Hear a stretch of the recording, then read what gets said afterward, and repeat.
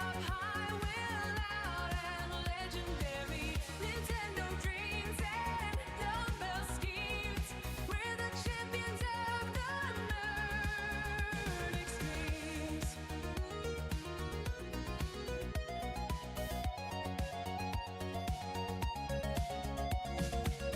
The beats are pumping, synth waves hit the floor. Retro futures calling, knocking down the door. John's got reps for days, he's bench pressing the moon. Derek's sticky justice, villains meet their doom. Terry's camera rolling, action never ends. Super Saiyan spirit, stronger with our friends. Bodybuilding giant, geeking out so hard. Every episode's a quest. We're the Nerd Guard. The Muscle Geeks podcast. John, Derek, and Terry. Fists up high, will out and legendary. Nintendo dreams and dumbbell schemes. We're the champions of the nerd extremes.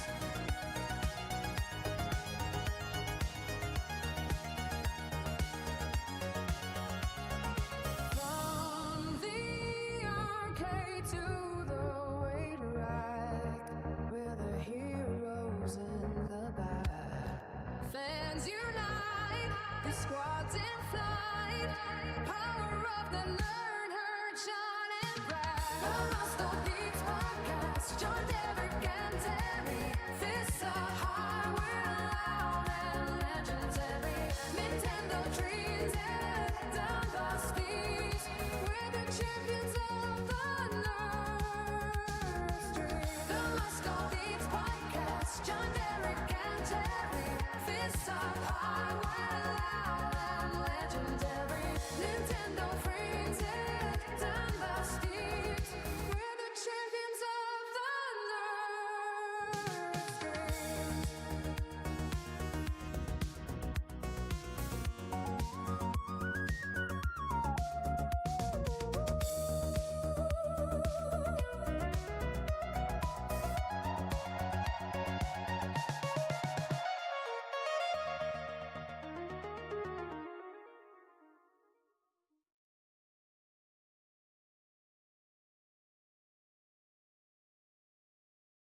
What's up, everybody?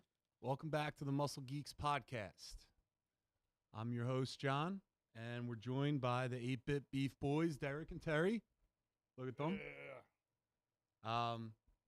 And we got a great show today. So listen, before we get into it, make sure that you hit that like button, subscribe, and check out the rest of the shows on the network. You already know what it is. And tonight we have a special guest tonight. We have the shout out to our guy Spear for joining us.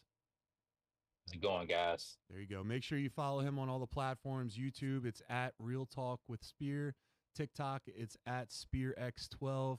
And then Instagram is Real Talk with Spear. So go show him some love. He makes some pretty great content. And Spear, appreciate you, man. Hey, appreciate y'all for having me, man. Fan, I love y'all. I love the aesthetics. I love everything that y'all talk about, and I love the podcast. Y'all got great chemistry. Thanks, Love it. man. Spear, do you think Appreciate it. Derek is evil or Terry? I would lean more towards Derek. 'Cause he gives- Good. yeah. I think Good. Derek. He's a Derek bad is man. probably- yeah, I think Derek's a bad man. I would lean more towards him. Well, Yeah. you're about to be so wrong when you meet Terry. Oh wow. Yeah. The Spear, do you want to just talk about real quick what kind of content you make on your Evil. channel and stuff like that? Yeah, sure. So my content is just reviews. I review films, TV shows, and occasionally I haven't done it in a while. I used to do mashups, and like the latest mashup I did was Black Panther versus Freddy Krueger. It was ridiculous, but that's pretty much my content. That's what I talk about, like just films and TVs and review them the best way I possibly can. And sometimes in my longer videos, I do like a full analysis of the movies that I watch. So yeah, that's my content. That's pretty cool, man. Nice, dude. Yeah, you put up Yeah. some really cool stuff. Thank you, guys. I appreciate that, You've man. gotten me through Sometimes some, sometimes you wonder if you're cardio. just really doing it. Yeah. Yeah. All right, so let's start the top 3. So Spear, how we do it is we do a topic. We each list our top 3, but we do it like fantasy football draft. So like we each will go talk about it, and then it'll come back. It's round 1, 2, and 3. All right.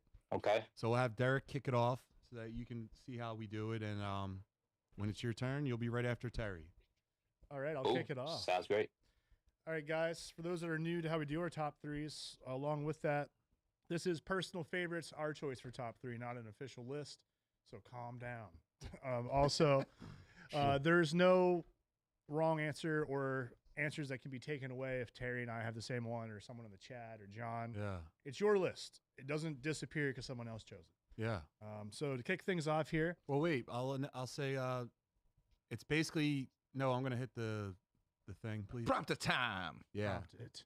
So the top 3 is montages. So it's the scenes that take a movie from good to legendary, training, transformation, chaos, all packed into a few minutes with the perfect music behind it. From underdog comebacks to emotional buildups, these are moments that stick with you. So Derek, what's your first pick? All right. All right, guys. I feel like when you think about montages, a lot of people instantly jump to the training montage. It's like the most popular kind. So I'm going to go a different way. And I'm going to go with one of the best opening sequences in any animated movie and the most depressing one ever. And that is the opening montage from Up. Nice. No. Nice. Up has made it into the top 3. So Yeah, sad. it's a great movie. I'm sure most people have seen it. If not, without spoiling anything, I'm spoil it anyway. It is just this guy meeting a girl as a child, and it's them just growing together in just a couple of minutes span with the most cute song in the background, and them growing up together and finding out that they're each other's soulmates and adventure in life. Yeah. And then you get hit with an emotional sledgehammer. Pow! And I don't care who you are, you cried. It's so sad, but it's so good at the same time. Yeah. You know how many people actively told me they were avoiding that movie because they heard it was so sad? Yeah, Like that was a family thing. members, all sorts of people just did not go to see that movie because they heard they couldn't take the montage. No, that's an emotional one, man. By the way, just go 10 minutes late and you can watch the whole movie without being sad. Oh, you're missing out on some character building. You moments, you are. I'm not. Yeah. I'm afraid to Spirit, cry. did you ever see Up? Yeah, I seen Up. I know exactly what he's talking about, and he's right. It is a great montage scene. So, I didn't expect you to go that route, but I can appreciate it though. I can. It can't all be getting ripped and you- fighting Russians, you know? Yeah. Yeah, you know what? I didn't expect you to Geek go guy. that way, Yeah. but I'm okay with it though. Terry, what's your pick? All right. One of my favorite montages is accompanied by an amazing song, I know where this is going. also called Montage. Yep. It's in Team America World Police, where they just say right on Front Street, this is a montage. You're watching a montage. We needed a montage here because it's the only way to get this douchey actor into action hero in a small amount of time. And I just love every bit of it. I love that it's puppets. I love that it's actually a throwback to a South Park episode. Yeah. Because actually it was Stan learning to ski in an 80s movie where that Stan came Darsh. from. Stan Darsh. Yeah, Dude, he had to stick up for those girls that's and right. win man. back the mountain. But anyway, in the movie they expand it, and the idea is pretty much like anything where you want to go from just a beginner to a pro, you need a montage. Montage. And to go off a geek guy there's a point where he goes, even Rocky had a montage. Montage. Always fade out in a montage. Is there ever going to be an episode where we don't break out into song? No. No. The people like the singing. People like the singing. Yeah. But anyway, yes, I think on the nose, that style of comedy, which, I think Monty Python really originated that style of comedy, but the South Park boys, whenever they want to be funny in like a breaking the fourth wall way, I think it's one of my favorite pieces of comedy. Yeah, that's a great pick, Yeah. dude. Thank you very much. That movie like, That's just it. took our generation by fire when it came out. It was so funny. I never saw it. What? Yes. I don't like the Oh puppets. man, You owe it to yourself. I don't like the puppets. Dude. You'll get over it. you should definitely watch it, bro. It's Oh, man, hilarious. And you love America. I do love America, It's but I don't. pro-America. Puppets freak me out. It's oddly relevant. And today. now John has revealed his weakness. Noah, Oh wow. Scared of- bring out the puppets. Don't. When John C. Riley, I'm afraid of puppets. You ever see Puppets? Puppets. Oh, he had that Tim Puppets and Eric freaky. short Mm-mm. thing where he was the doctor. Oh, I didn't see enough of Steve Tim and Eric. Brul's roles. Oh, It's for your health. Steve rules awesome. yeah. No. Noah. Noah, bring out the puppet. Spear, what's your first Yep. pick? Man, y'all picked some ones I didn't even expect. Y'all went so silly with it. I got some serious one. I got a serious one. Well, I guess it's the montage in Batman Begins where Bruce and Ra's al Ghul is training. Yeah. And I picked that one because it's not just the physical, it's like transformation of him understanding himself as what he's trying to become. And Ra's al Ghul was helping through that. The score from Hans Zimmer, the scene, that ice scene where they're on the ice, on the plea of ice, and they train with swords and stuff, and just the music and the build up, and just seeing like Bruce's dedication to learning himself and becoming Batman in that scene, and facing his fear. And that's like the ultimate. I go back and watched it quite a bit. It's so many great quotes in Batman Begins. It's the most slept on out the Nolan series because I agree. everybody says boring and shit like that. But I'm like, take what you can from that particular movie because it's actually a pretty damn good film. And that montage is just incredible. If y'all haven't seen, I highly recommend you watch Batman Begins and you see what I'm talking about. Yeah. I'll go back and forth with anybody all day over like which is better, Batman Begins or Dark Knight, because there is a case that can be made for Batman Begins and, you know, becoming more than just a man. What's that legend, Mr. Wayne? Like the way they set Hey. all of that up is just beautiful. And correct me if I'm wrong, does that montage end with him revealing he's in the ninja mask? Or does it end with Liam Neeson tapping the ice and then he falls in? It's him tapping the ice ball because he Yeah. said you to the short end of a kill switch or some shit like that, and he Mind knocked your the ice and fell through the surroundings. water. Yeah, you never did learn I to mind know. your surroundings. Yeah. You But, don't. then, but right after he's Exactly. like, what does he say? Rub your chest. Your arms will take care of themselves. Take care of Arms- themselves. Yeah. You won't kill me, but I don't have to save you. Dude. I love That's a Batman great Begins. pick. That was And actually his on my voice- list his as well. voice- His voice was perfect in that first one instead of that. Yeah. That bullshit that he started doing in the Dark Knight. Dude, Katie Holmes was the Shadows. better Rachel. Physically Rachel! speaking. Yeah. Yes. I Yeah. would. Yeah. Rachel. Maggie Gyllenhaal is not attractive enough to be an attractive character in a role. I don't know what Chris Nolan was thinking casting her. I know Katie Holmes was busy, but at the end of the day, like Katie Holmes was way better Rachel Dawes. Yeah, so. Katie I Holmes actually- was busy with Tom Cruise making a cult. No, but that's what it was. That's literally what it was. No, Chris Nolan didn't like the circus at the premiere that of Yeah. Tom Cruise being there and was like, this is going to affect the movie. See you, babe. That's crazy. Yeah, But that's Maggie Christopher Gyllenhaal- Nolan. I mean, if you want an Yeah. exacting filmmaker who takes it seriously, that's who you want. I'm And that's fine. why he was perfect for Batman. Yeah, you know what? I'm fine that she blew Yeah. up. You're fine that she blew. It's fine. Yeah. It's fine. He picked the right warehouse, in my opinion. Why did you come for me? Why me? Rachel. Rachel. Rachel. All right. So listen, in honor. Noah, we need a Rachel from you. Rachel. Thank you. Oh my God, the bat's here. So listen, in honor of baseball season, my pick. I really thought about this one, and it's one of the first baseball movies I ever saw. It was a handsome Robert Redford starring film. Ooh. And it was a young Roy Hobbs was shot by, you guessed it, a woman. And what happened was he was going to be the best. And I think she was going around, I think it was like a newspaper clipping or something. She was going around killing like the best people in sports or something. Anyway, she shot and thought to kill him.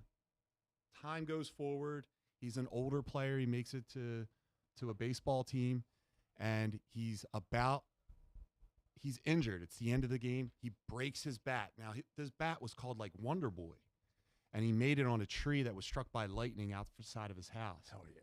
And when he Yeah. used that bat all the time, and it brought him all luck. It brought him so much luck, he had a lightning bolt etched in it.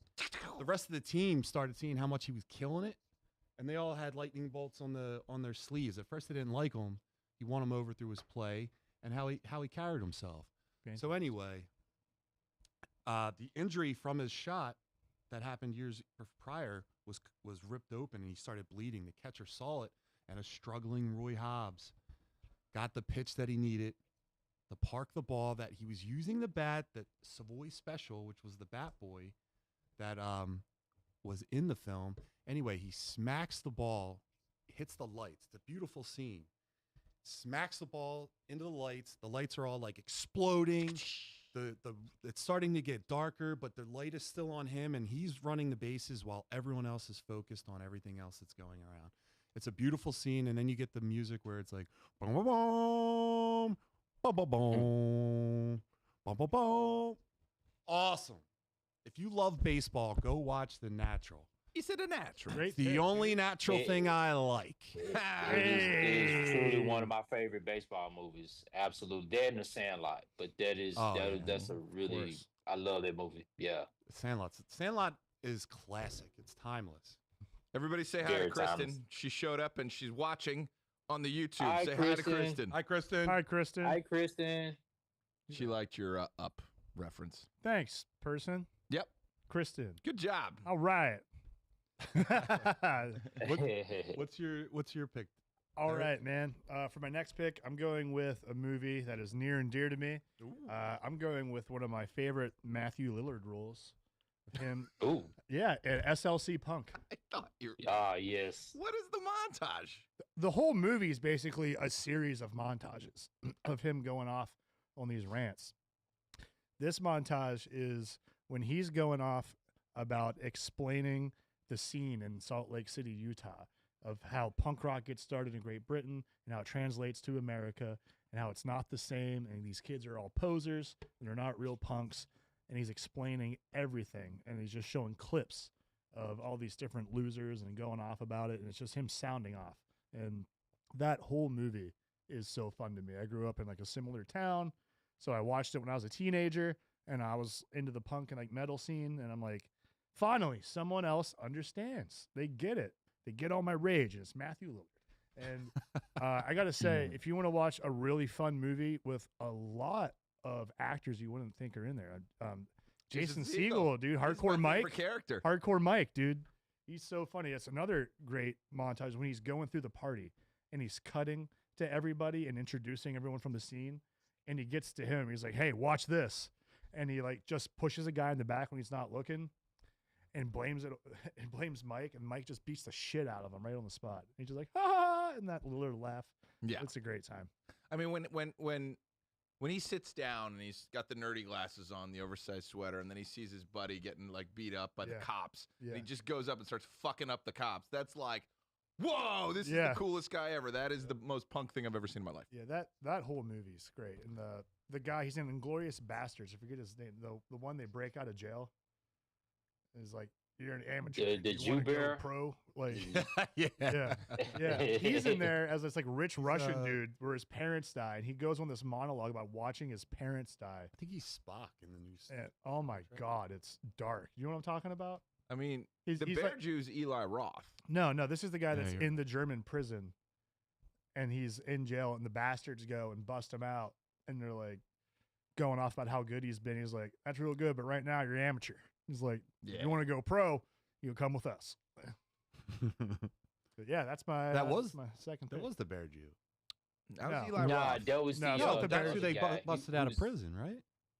No, No, he it's comes an- out of the cave with the bat. yeah, Right. Like that's no, the introduction. this to the guy's in Bear an Jew. actual cell sitting there. Okay. Yeah, but anyway, Terror, SLC Punk. SLC Punk, All right, my SLC Punk. R.I.P. Heroin Bob. Heroin Bob. Dude, the chat's throwing never some did. lot of good picks out. Hey, Yeah. there you go. I love that. Nice. Okay, so again, I like the comedy montages, but there is one that makes no sense, comes out of nowhere, and is one of my favorite things. Have you ever seen a movie called Hot Wet American Teen Summer? Yeah. Wet Hot American Wet Summer. Hot American Summer. Bastard. I was gonna go that way. Okay, so Yeah. there's a point in it where I can't remember his name, but it's Michael Showalter is the person. He's just like in a field crying for no reason. Like the girl won't go out with him because she's into Paul Rudd. And he's just out there like, and then all of a sudden Chris Maloney just shows up behind him for no reason. Is like, there is another way. He's like, will you teach me this way? And he's just like, I will show you the way. And then all of a sudden, it's just this montage of them. They're like walking with a stick in the park for no reason. Then they're just doing all these slow motion runs. They go to a dance studio and he's like teaching him how to dance. And then randomly, right in the middle, they just are all wearing robes and drinking coffee, like in a circle. And that's part of the montage. But it ends with him like learning the way. But the way was just to like put a bandana on and wear a t-shirt up to here. It's one of the coolest things. And it ends with a classic like, yeah, where they both freeze. And then that song, higher and higher. Dude, that's if you a haven't great seen movie. it, I might be way outside, but like that's one of my favorite montages. I would give actually no, we're recreating this because it would be a perfect like your new technical director being kind of like, will you show me the way? I'll show you the way. All right, let's do it. You've got 5 minutes. Done. Yeah, dude, that movie's great. Did you watch the series that came out? And they were also great. Amazing. And the movie where it's Adam Scott replaces what's a handsome man, Rocket Raccoon. Oh, Bradley Cooper. Bradley Cooper. And they're Yeah. just like, I got a nose job.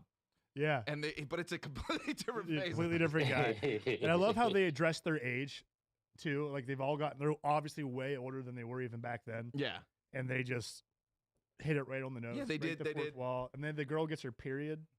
Yeah. remember? It turns into a different girl. She goes into the stall, and she's like 10-year-old girl or whatever, and she has her first period, and you're thinking you're about to get one of those like heavy scenes. And the counselor goes to check on her, and just like a 30-year-old woman walks out of the stall. Yeah. It's so amazing. Yeah. But that's a great one. If you haven't seen it, look it up. Just look up Higher and Higher Wet Hot American Summer. Yeah. Is Teen in there? No. It's just Oh, that's Wet the Hot porn? American Summer. Oh, gotcha. Yeah. I was watching something else. Spear, what's your second pick? My second pick is gonna be Bloodsport. Gonna be Van Damme movie. Yeah. Yeah, buddy. That sequence where they're all like, once you get started in the Kumite and you get an idea of what the Kumite is gonna be.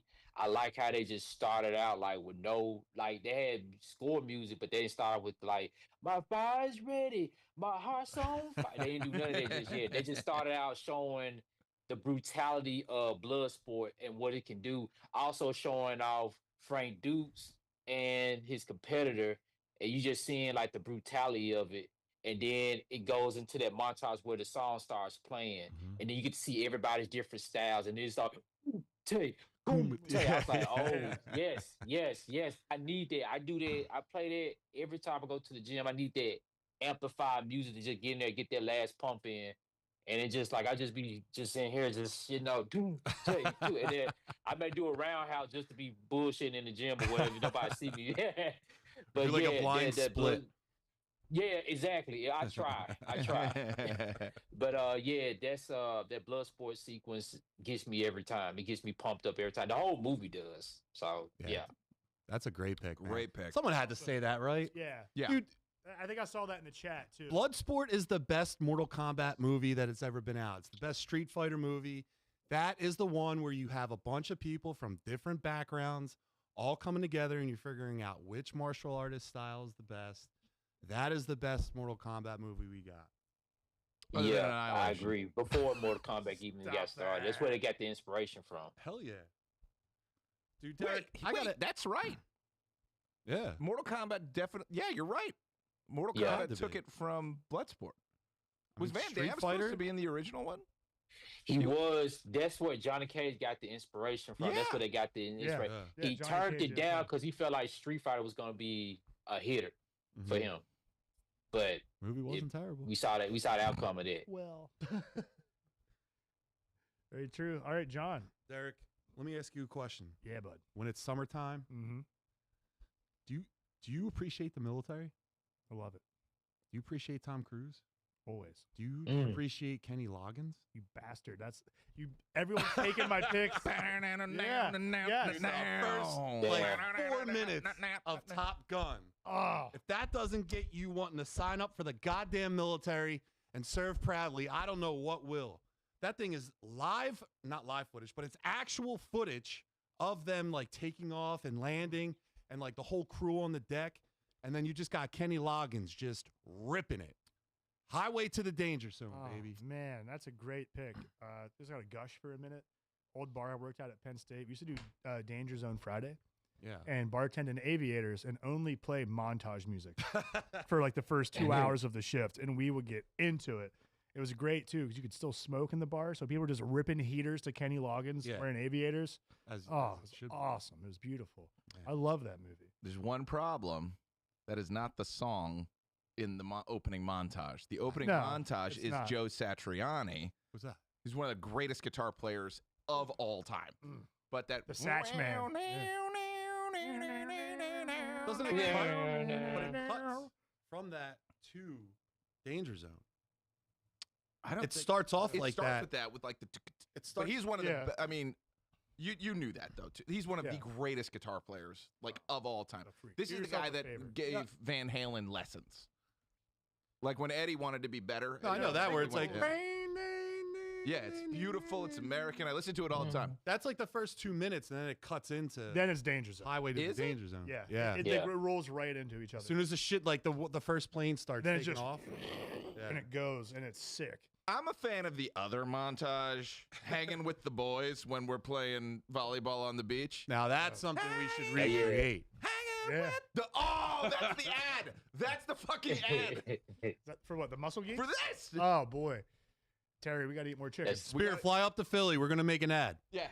All you need are jean I'm shorts. down. I'm Yeah. None of I'm that down. pre-bot I'm shit down either. for it. Cut them yourself. Yeah, come You yourself, got be a man. The Jordan King over here. I Yeah, love I do jorts. it. If you know me, you know I love a good pair of cut off Levi's, baby. Derek, what's your next pick? All right. You want to check out the chat for a little bit? Yeah, Chat time. Like we've ignored our chat friends.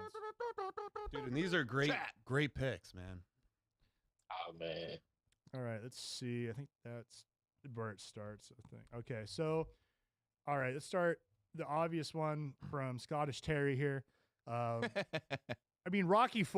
I think it's on everyone's list. Like it just kind of has Yeah, to be. Yeah. So I did the math, and Rocky IV is 31.9% montage. The Really? whole movie. That movie is 31.9% montage. Oh, dude, 100%. And that's why it's Yeah. so great. Yeah, great Like- pick, man. Wow. Yeah, I was curious Absolutely. about that today. we just veered off of the Rockies because Derek came in today and was like, it's so on the nose. Right, but let's say it. Hell yeah. It's the best. Yeah, They're the the best Rockies are montages in any Rocky's film. own montage. Rocky 2, Dude.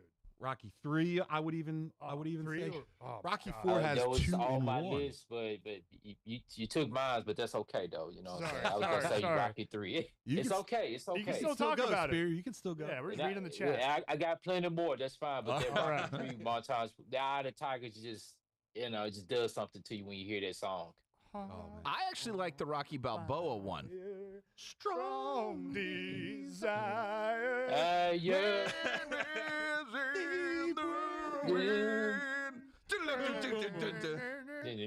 Oh man, I'm about to start running around the room with a flag. All right. I don't know though, but the beginning of the car one hits harder. No Just the easy way beginning. out. Yeah. When he looks in the mirror, he's license plate, Southpaw Yeah. written on there. Yeah, there's a The robot lights, for some reason. headlights pop up. That thing hit. That's an Yeah, but absolute heater. that speech in Rocky Balboa, though, that the old Yeah. coach is like, your hands don't work. He don't have to deal with that. Throw So hurting what we need bombs. exactly, Yeah. we got to build powerful muscle punches. So every time you hit him, it hurts. Let's go build some hurting bombs. Arthritis. Best line ever. Got calcium deposits in your knees. He don't have that. Yeah. I love that actor. That's too funny, man. Can we just go off track for a second? Because Rocky Ford made me think about this. At one point in like the 80s and early 90s, all like the sports cars and shit were like very digital. Yeah. Why did we stop? I love that aesthetic. I think that's so cool. Everything was the future. You wanted the dude. robot from Rocky 4? Yeah, dude. How come Happy Paulie birthday, gets Paulie. a robot? Yeah, thank you. Were you the robot? That was perfect. She loves me. Hey, yeah. The Jesus. 90s wanted a more grimier look with their cars or some whatever the fuck they were trying to do. Yeah, the Dude. muscle cars of the 90s, I hate. I hate them, period. Yeah. Everything looks like an electric shaver. Yeah. Sin City. Everything looks cheap in the 90s, but the digital dashboards and stuff, I'm a huge fan. My first car had one, and I loved it. The ashtray. Oh yeah, Like you just pull that ashtray out from the center console. Ooh, fancy living. I just saw you dissolve, Noah. Put some. All right, Yeah. let's keep rolling through the chat. Yeah, you got Shannon here saying Miles Morales What's and up, Shannon? Spider-Verse. He Yeah. realizes finally who liked he it. is, and Aunt May That's is good waiting in stuff. the shed. In the shed? In the shed. His Spidey outfit with the hood and short to Stella. Yeah. And then What's Up Danger, right? Is playing What's that. up, Danger? Yeah. Yeah. But I then he love does this the flip, sequence. and the flip is the Yeah. coolest, shot in the whole movie. Mm-hmm. Who All right, played okay. Aunt May? Does anybody remember? Mm-mm. in Spider-Verse? Yeah. I don't In know. Spider-Verse, I don't think he had an Aunt May. He No. just had his mother and dad. Yeah, he had his No, no. parents. No, Yeah. Miles didn't, but Aunt Peter's Aunt May is the one who gives him the suit, and it's like, I was waiting for you to show up. The Peter, Oh. the Peter who dies, Peter Yeah. B. Parker. It's his Yeah. aunt who gives him the suit. Oh. I gotta rewatch this. Yeah. I gotta rewatch it again because I can't remember who it was. Yeah. Well, a reason. to Shannon, watch it if you again. know, you brought it up. Let me know. And what else we got? Milk toast with Bloodsport. There you Yeah, go. buddy. Marla on now. Hooch, what a Marla Hooch. Hooch. Captain America. That's a good one. The first Avenger. That's right, because he's just liberating everyone and Yeah, marching but it's through also the him- woods with his buddies. Yeah. it's Yeah. him wearing the other suit. Like it's him deciding like I'm not gonna be this clown anymore. I'm actually Yeah. gonna be a A military boy. real soldier. Yeah. Right. Yeah. Transformers the movie when Optimus rides to the rescue of Autobot City. Is Optimus. that Dare? Is that the when Dare to believe you can't survive? Is it that part? I don't Nice know. riff. I don't know. You have to hit him so hard it'll rattle his ancestors. That's right. Right. Under the shed. Why are you under the shed, Shannon? Shannon's always under the shed. I don't know. Talking about into the Spider-Verse. I know what she's talking about. I'm just being Is there stupid. leather under that shed? Whoa. And that's in the chat. Whoa. All right. That's funny. All right, back to it. So many great picks. A lot of mine were taken, so I'm gonna. You want me to we, go? we talked a lot about them. No. I got a great one. 'Kay. So I've avoided the action stuff, and we've talked about a lot of the good ones. But I'm going to one of my all-time favorites from a movie that's on this way too often. I'm going with Predator. All right, Oh. when he starts good one. building the traps out in the Oh, woods. that's a good montage. And he's in the dark. He's getting the ropes. He's putting the logs up and building everything. And then he gets the torch at the end. Ah! Dude, Huh. so friggin' good. Gets Dude, me life ready was for so much war. better back then. Like, dudes were jacked Yeah. and just doing cool shit. Yeah, man. Now it's like, you got a guy that's like 20. He's got a testosterone level of 3. Yeah, dude. We got to bring back action heroes. I just wanna be think our shirtless and testosterone was a mud lot higher with when my we had boys. action heroes. You're supposed to be the I action agree. hero, John. Let's make a movie. Well, happily. Noah, can I'm you down film it? for Do you guys want to I'm cover filming you yourselves right in mud now, with me? big guy. Carry a torch around? Dude, I want guys, like let's go to the fucking woods. yeah, Let's go. I got a camp. Let's just go. I got a sword We'll go play. and a lot of Predator. marijuana. That's illegal, Jonathan. No, it's not. I got a card. Oh, all right. Sorry about your condition. You got a bad back, don't you? Yeah, I got a real bad back. Yeah, I heard you need a arthritic knee. bacchiotomy. Yeah. Yeah, dude. Damn. So It's too funny. I had 2, but I'll save them for runners up because what you just said made me think of one that I wouldn't have thought of if you didn't talk about planning montages. Yeah. Like the setting up traps montage. And I think the best setting up traps montage is in Home Alone when Kevin McAllister pulls out the map that has the whole thing planned out and he starts to go set all the traps that are going to literally choice. kill Marv and Joe Pesci. Oh yeah. Yeah, that's a good choice. Like 100 times over. That is one of the best planning stuff out montages. Like that's on the same level as like Tony Stark figuring stuff out with the robot in Iron Man. But it's just a kid thinking of all the ways he's going to pass death on to these 2 unsuspecting criminals. And he executes the plan too. Like talk about setup and payoff when it comes to like making movies. Like you hate when they set something up and then never do anything. Every one of those traps has a wonderful payoff like within 30 minutes later. Mm-hmm. My favorite part of that though is the end where it ends with him like eating mac and cheese until it's go time. Yep. There's something great about And that all mac those and cheese. It looks all great. those traps were ineffective. They still got to him. Dude, if Yeah. a paint bucket hit you in the face, It didn't work. Let's talk about the real life repercussions of getting hit with these traps. Yeah, that's true. Yeah. You're dead. I would have killed him. Yeah, bricks on the head from like a 3rd floor. Are you crazy? You wouldn't have got your hand off of that super No. hot thing either. Not You would without have just melting. scalded and burnt. Yeah. Let's try it. Electrocuted. And then the spider, I just would have died of a heart attack. Well, didn't he get BB Harry! with a BB gun and Yeah. shot a guy? Yeah, Yeah. He shot a guy with a BB gun. Yeah. for sure. Face. I mean, who hasn't been shot with a BB gun? Ah, okay. Hi. Ah, man, me.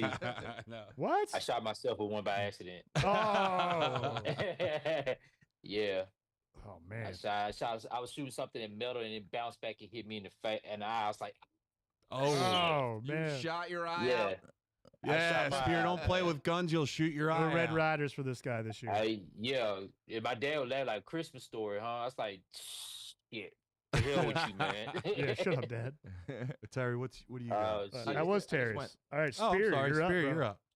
I'm up. My favorite montage is in Wall Street when Michael Douglas was saying greed is good. He gave that speech in front of everybody as Gordon Gekko and just dropped the greed is good line and just breaking it down. I think that was like the best sequence. And from what I was told, Oliver Stone was really pushing him hard to deliver every line, every detail, and every scene he was in. And I think that speech, that greed was good, is just the perfect example of what Wall Street was back then. And just, like get your money, you know what I'm saying? So I think that's just a perfect montage where he was just giving that speech. And he deserved the Oscar for that movie. So yeah. Oh, hell yeah. That was I love that movie. Greed is good. Mm-hmm. Greed Great is role, good. too. It's such a great role, bro. That's a really good pick. It's also a good Charlie Sheen role. He's great in that movie. He was great in that Yeah. movie. He just didn't get enough recognition, and I don't like his character. He sold him out. That was some bitch shit he did, but I understand he was mad because he bought his dad company and then sold it, and his dad had to get out. All the people had to get out of business, and he was like, "But shit, your dad don't have to work no more because you got all the money in the world. They're gonna take care of him now." Mm-hmm. But he didn't see the bigger picture, man. So fuck Bud Fox. I'm Team Gordon, man. I'm sorry. I'm Team Gordon. I'm Also, Team like Gordon, John C. bro. McGinley is great in that too, because when Bud Fox is about to go down, and he's kind of like, "Oh yeah, someone's going down," like knowing like, "Yeah, you're fucked. You did something illegal. You're going to jail, buddy." And then Yeah. Shia LaBeouf was in the sequel. Yeah, that one that doesn't exist. We just forget about it. Yeah, I don't remember that one. It didn't happen to me. And then Charlie was crying on his way out because I was like, "You little bitch, you snitch and then you crying on your way out." Fuck you, dude. Fuck you. Fuck you, bro. So yeah, I love that movie, dog. Awesome That's a pick. great pick, Great man. pick. Listen, there's a speech that I give my dog Clark Kent every morning when we wake up. It's a little something like, you will give the people of Earth an ideal to strive towards. They will race behind you. They will stumble. They will fall. But in time, they will join you in the sun. And I say that to Clark every day because one of my favorite parts of the Man of Steel movie is First Flight. I mean, that scene, I get the beginning, the fucking up part, but that's like one of the few parts in Man of Steel when he's flying, when he figured it out, that he's happy, that he's just Yeah. smiling. And the guy's flying, like just the scene, he's walking out, and it's a beautiful shot. His cape is just flowing. The part where he just falls down, he gets back up, and he's letting the sun just hit his face, kind of like recharging, but just appreciating life. Puts his hand to the ground, and you see things start moving, then he just takes off. And just going back to Hans Zimmer. Yep. The Hans Zimmer Yeah. just starts hitting as he's flying, like he figured it out. That beautiful scene where he's in the clouds and he turns to face the camera, and then he just takes right off. And then he's just flying all around, man. It's really cool. If you haven't seen Man of Steel, if anyone watches this, haven't watched Man of Steel, then I don't know what to tell you, but it's the best Superman movie. You sleeping under a rock if you ain't seen Man of Steel by Yeah. now. Yeah, you should have. It's definitely worth a watch for sure. And if you remember, that was the trailer. Yeah. It was either the teaser or it was the trailer. Was that voiceover that Gladiator's doing, Russell Crowe. Russell Crowe is doing, and the flight scene with that song. Like if nothing else, go watch the trailer after this, because that is like a beautiful 2 minutes, and it'll just make you feel super. And it just sets up everything for the end of the movie, where Zod is this warrior. There's no way that Clark should be able to like go against him one-on-one. But Clark makes the point that I spent my whole life living here. You have to figure this out. Now later it was cool. Zod figured it out real quick, but that was a really key part to the movie, and you're like watching it in real time. And coolest flight scene. I don't know why James Gunn, like, call your boy Zach up to do all the Zach action scenes, and then you write the movie, because that Superman flying around was terrible. Anyway, The fisheye scene where he's just zoning in and you see the CGI face. Yeah, that's how the movie starts. Hey, think you know ball? Yeah. There it is. Yeah, What are you doing here? What's up, cousins? Do you have any honorable mentions? Sure. First off, in honor of, we didn't say, by the way, 1 year of Muscle Geeks today, Yeah. I'd like to bring up something relevant to your pick. In the first time I pissed off the internet. Yeah. Melissa's dad died to a tornado? Oh. Yep. Bullshit. Yeah. No, to be fair, that was Nope. Kevin Costner saying, "Fuck you, tornado! I'll take you on with a bare ass hand." Dude, it's No. listen, no. Even though you're faster than the human eye No. can comprehend. No. He No, wasn't no, at the no. time. Remember, he couldn't control the flight So he's a loser. at the time. Wow. But here's the problem. His first father gave him up and Banded him. chose him, sacrificed himself for it. Yeah. Kevin Costner did the same thing, but to protect his identity. At some point, if two dads kill themselves over you, maybe it's you. I'm just saying. You think your son is safe? Wow. At what, I will find him. I love that. I'm just scene. saying. At one point, when People. do you look in the mirror? You know. Sorry, I actually love that movie. It is a wonderful movie. Visually, the best we've ever seen is Superman. Visually, it is. I'm just being. It's the best. incredible. It is. It's the best Superman-related film, but it's not the best representation of Superman. Except for one scene. At the very I agree end. with that. At the very end, that is Superman. Yeah, you'll It's never know the where you'll little find my boy. cape. No, the little boy, boom, putting his hands on the side for the first time with his dog, which that was crypto. Of a boy and his dog. But him doing that in like a homemade little red cape, that is Superman. That is the ultimate representation of Superman that I've ever seen. It's just at the end, and they end it right on that boom, like the Man, what could have been, man? Good Hans pick. Zimmer, baby. Good pick. Just but, make it again. Yeah, Just run it back. perfect score. Yeah. let's see. Honorable mentions, though, real quick. Yeah. I'll bust out two real fast ones. I'm going to go with the Mad World scene from Donnie Darko. Ooh. I can't remember After that. you've just watched the most confusing, depressing thing ever, we get the song Mad World playing over top of everyone kind of reflecting over what's been happening. And you just don't really know what you've just seen after Do they the first show the time watching bunny? it, but you're sad. Frank? Yeah. I think he's mixed in there somewhere in that. Yeah. You got a great movie, though. You got the correct Gyllenhaal, the wrong Gyllenhaal, the one that deserved to blow up. And then, but you also get, you got Patrick Swayze in there, too. It's a great cast. One of my favorite movies. And There then, are no Gyllenhaals that are any good. Jake Gyllenhaal is a great actor. Come You better watch on. yourself, pal. Stop Debatable. Yeah. that. Debatable. Nah. You guys watch Roadhouse? Grow up, Peter Pan. Hold on. That whole Have you ever movie was seen- trash. Have you ever seen Prisoners? Yes. Yeah, that is the ultimate Jake Gyllenhaal performance. I'll say this. What was the one movie where he was a soldier and there was Jarhead. Jarhead. No. Jarhead. Oh, wait. It's you the mean one with Guy with, Ritchie. It was Toby? recent. Where Now it's the one Brothers. with Guy Brothers? Ritchie. yeah, where got the Guy Ritchie film? Guy Ritchie. Yeah, The Covenant. The The Covenant. Covenant. Yeah. Oh, yeah. Yeah. He's in a Yeah. lot of different soldier movies. Guy Ritchie rules. Yeah. And then my last one is Tony Stark putting the suit together in the cave in Iron Man. Absolutely. Ooh, the cave. Absolutely. Oh, yeah. I like smart guy working on stuff, but yeah, the cave That's with, great with too. his buddy. But yeah, I like the cave montage, getting everything put together. Yeah, with the Indian sneaking guy. through with that doctor that's been held hostage, and then eventually busting out and kicking ass.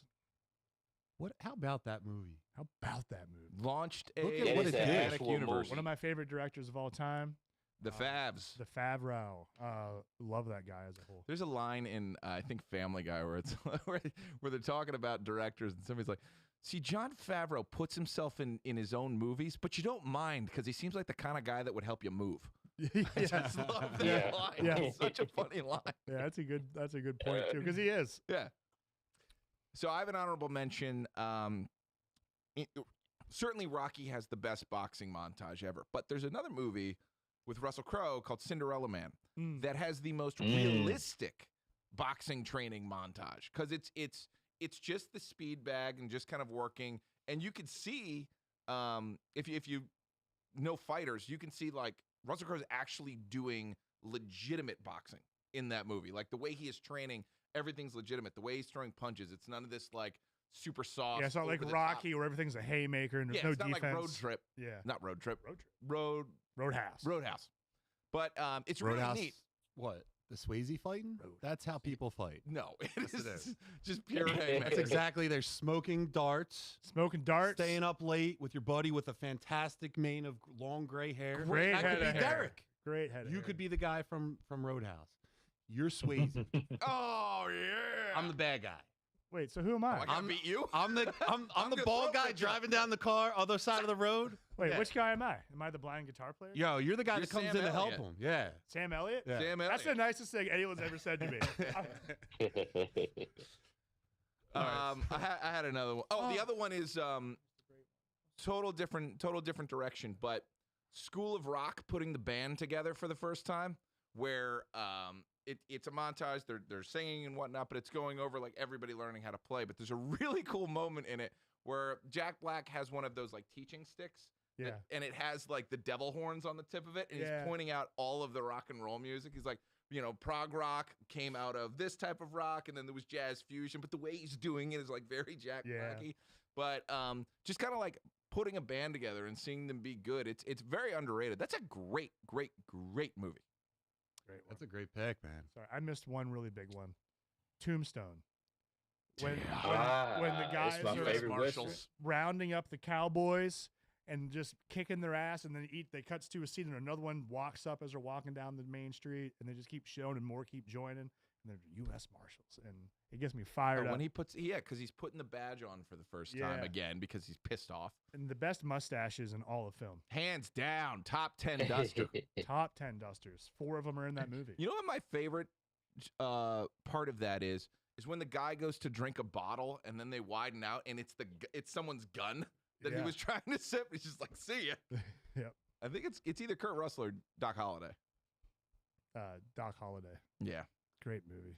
I'm your Huckleberry. Alex, Hey Phil, happy back birthday. him. Spear, do you got Be any? Daisy if you do. Do you got any honorable mentions you want to name? I got it. I do. That ending scene of Whiplash with Miles Teller, when he set him up and like basically to fuck up on stage to get him back for getting him fired, and then like Miles Teller got embarrassed and walked off, and Dad was like, "It's gonna be okay, it's gonna be all right." And then he was just like, "Nah, fuck that. I'm going back out there." Went back out there, did the song that he's been practicing with them for such a long time, and basically telling like, "Fuck you for trying to embarrass me," and then gives like one of the most outlandish solos ever, and just like talk about I'll cue you in when I'm ready, and just gave this like great drum solo to the point where like J.K. Simmons' character was like, first he was trying to fuck, but then he started respecting like, oh yeah, you got you there now, you there now. Then he fixed his symbol up, and then like he just go off, and then he gave the solo, then bam, and then the camera shots to him and JK looking at each other. JK about to give him the signal like finish it, and then he gave him the okay, like that's what I'm Yeah. talking about. That's what I'm talking about. That's what I got you ready for. And then just bam. Yeah, that shot's Perfect. like right here. So it's both of their eyes from like right here. And you just see, I mean, they never come out and say it, but I also interpret it how he does, of like it's him saying like, okay, let's go there. You have earned my respect. Yeah. I haven't seen it yet. You should. It's a great Terrence in film. It's such a great film, and like it's talk about abuse, how some people push you too far to just, but they see that potential in you to pull it out of you. Today it'll be considered abuse, but to me it's just like someone who believed in him and pushing him to the break of insanity, and he's just going there and taking it there, and just like pushing himself to the limits, bro, to be great. Yeah, And we need that's, more you more know, of that. We need to bring that back. I Yeah, had a lot yeah, of I that agree. growing we up. do need to and bring that back. We need It's to bring great. back bullying. That's how you grow shaming, Derek's. everything. It's true. A lot of my coaches were old school like that. Yeah, I Yeah. used to get that shit beat Yeah, out of me. same. But builds character. Exactly. All right. Exactly. Any I got- last picks for you, buddy? I got 3 quick ones. Okay. Listen, I'm always gonna say Rambo as much as I can, but when he's getting ready in First Blood Part 2, and that like the rattle goes, Yeah. you're if you don't, your biceps grow 3 inches just watching that. You're a man. The other thing, sticking with the 80s, is the first Karate Kid movie. Yeah. Of course. Ah, yeah. You're starting to watch the karate match. Who's it? Who's the girl? Elizabeth just a girl. Shue's character. Elizabeth Shue. Yeah. She's like, Yeah. you're the best, and then it just cuts to. Nothing's gonna let me down. Try the best, but you're only a man, and a man's gotta learn to take it. Was it that one, or was it in 3? It was in 3, right? Where he was like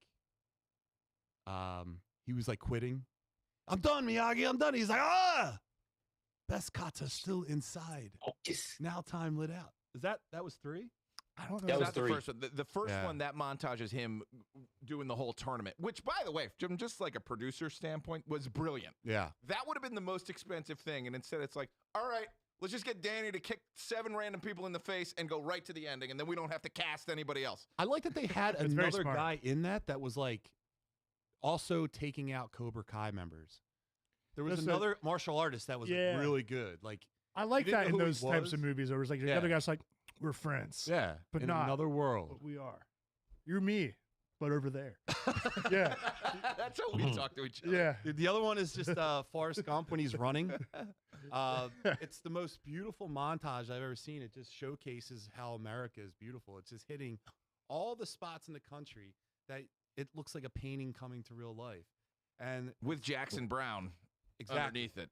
exactly. Mhm. And there was 2 things that, as we know, Forrest solved while he was on his run. He figured out the slogan that shit happens. And he also figured out, washed his face in mud, gave it to the guy, gave Oh, him The smiley the face. smiley face. So It's smiley face. that was I just started great running. I just started running. You might I not had nowhere believe to this, go. but I can run like the wind blows. all right. We'll run through a couple trailers. Noah, if you're ready. Good picks, everybody. Show yourself, Noah. Show yourself. Noah. Yeah. Yeah. Where's Sarah? What's up, man? Hey! Oh, no. It's a PG show. I like how Noah just paused. No. Like I thought it was just a picture of him. yeah. Cut I thought away, it was just a Noah. real All right, picture. stop it. All right, guys. So the first trailer for Clayface hit on, Ruled. Can't have On anything nicer Wednesday. out here. and it's already got everyone. No, if you scroll down, He's busy. hands are doing busy right now. Jesus. it's already got everyone talking. So it's dark, Take your hands off her. unsettling, and way more horror driven than expected. This feels like a completely different lane for DC. So Derek, what was your first reaction when you saw it? Hell yeah, dude! I'm stoked. I love the animated series from back in the day. We talked about this a little bit last week. Yeah. And I love that we're seeing the direct inspiration of that episode into this. But now we get the way more dark, way more adult version of it. I think we're going to see him using that, I forget what it's called, that cream that he gets to like fix his face. And I think what we see in this trailer is, it's not for sure, but I think we might have the Penguin in this. Really? Yeah, so because in the original story, he gets that cream from Cobblepot. I didn't know that. Yeah, because he wants to use him. So he's like, I will get you this, but you're going to be one of my agents and work for me. And then everything goes south and we have our disfigured guy who goes crazy. I think that's the route they're taking. And I'm excited to see what they do and what a possible Penguin could look like in such a dark DC movie. You want to talk? We'll cut it to Spear. Yeah, please. Yeah. What do you think? Spear, Spear? what do you think?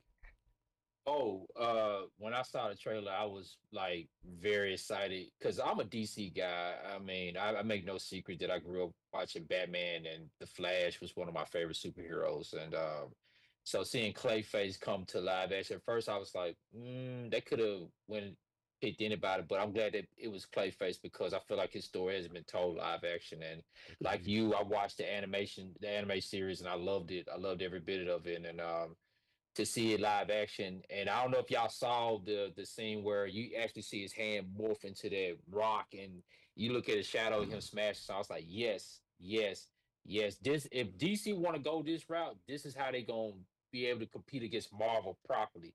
They have to go in that R-rated, horrific type element.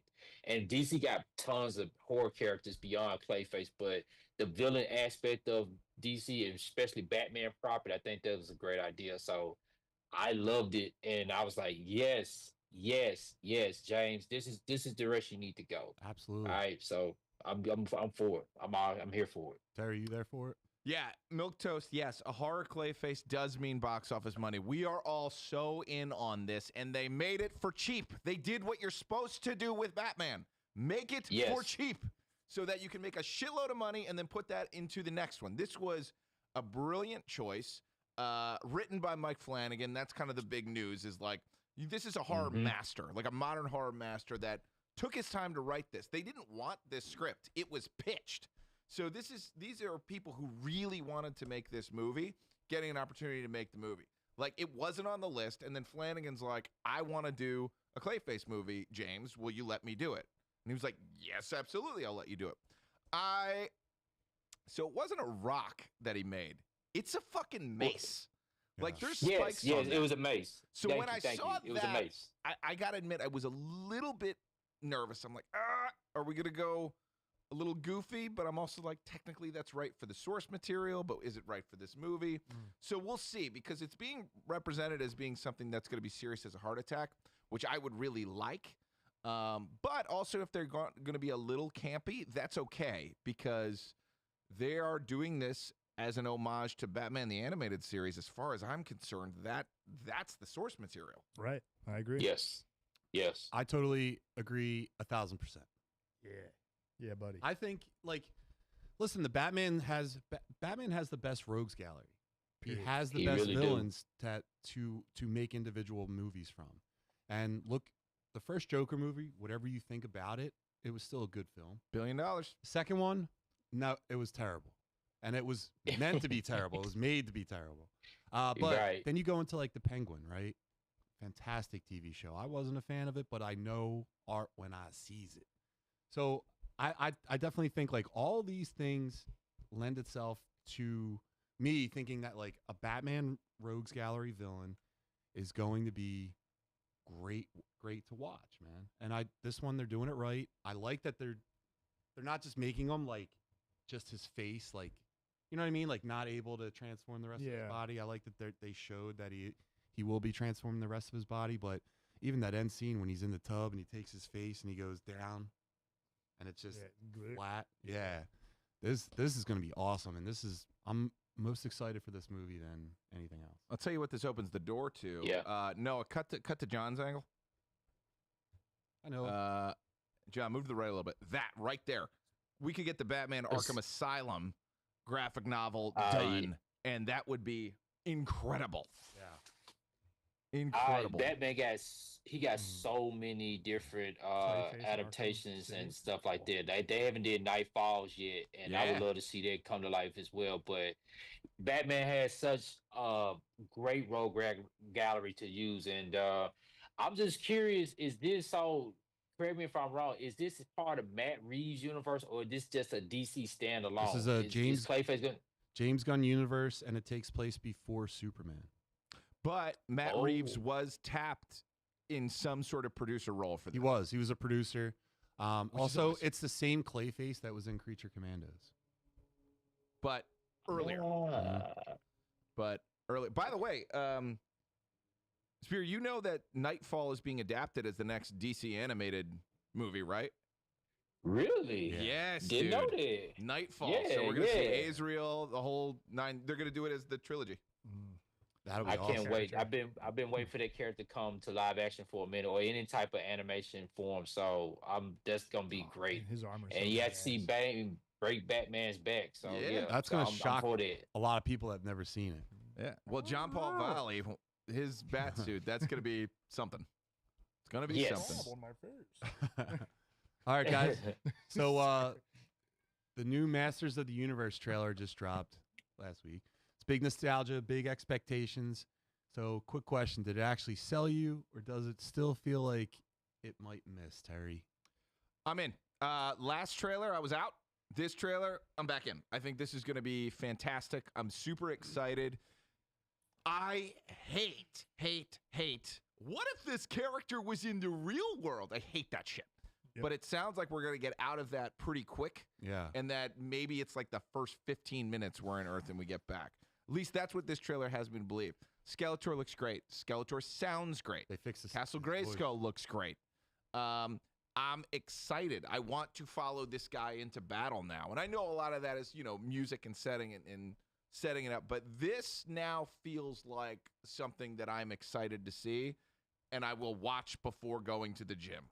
Like, this should just be on repeat. Like, on a gym is kind of what I'm thinking. But I was pumped this time because after the last trailer, I was like, you showing me too much. This trailer, I'm like, all right, I'm back in a big bad way.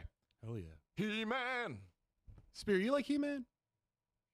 Yeah, I do. I used to watch it back in the day, and of course, I seen the Dolph Lundgren version. Oh, You know, yeah. that's I seen that one, but I like the trailer. I'm interested. I trust the director who directed Bumblebee, which is the second best Transformer after Transformer series in my opinion. And yeah, bro, I'm all for it. My question is that you got a lot of people that's against Jared Leto being Skeletor already, and a lot of people feel skeptic about the whole thing coming out being live action, him being from, they're gonna set it on Earth or whatever. So that's the only thing that I find concerned. But overall, man, I'm excited for it. I want to see how it's gonna turn out. Who's For playing sure, Evil? for sure. Who's playing Evil Lynn? Allison Brie.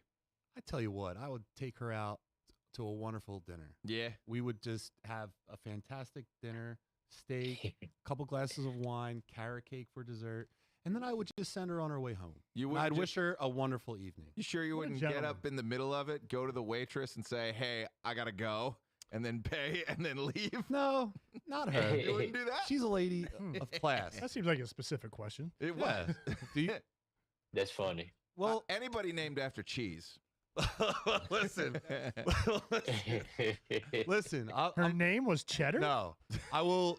I will. Allison Brie. Yeah. Brie cheese. I know. Listen, you got The soft kind that you spread. you got Idris Elba in there too as Master at Arms. Like, the dude's a great actor.